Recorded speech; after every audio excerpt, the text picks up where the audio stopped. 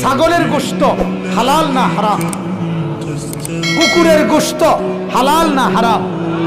ছাগলের গোশত হালাল করেছেন কে? কুকুরের গোশত হারাম করেছেন কে? আল্লাহ। দেখতে বাহ্যিক এই চোখে দেখতে কিন্তু ছাগল আর কুকুর সাইজে সমান, সাইজে গায়ের গঠনে সমান, এবং উভয়টাকে বানাইছেন কে? উভয়টার গায়ে রক্ত মাংস দিছে কে?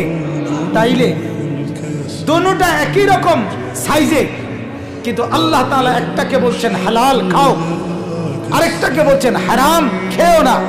যার কারণে আপনি ছাগল খান গোশত, কিন্তু কুকুরের গোশত আপনি খান না, হারাম।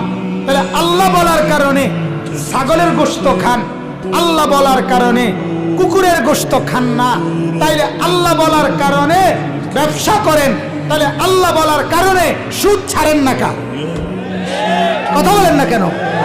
তাইলে যেই ব্যক্তি আল্লাহ বলার কারণে কুত্তার গোশত খায় না, অথচ আল্লাহ নিষেধ করার কারণেও সে সুদ খায়, তার কাছে সুদ আর কুকুরের গোশত বরাবর হয়ে গেল, বরাবর।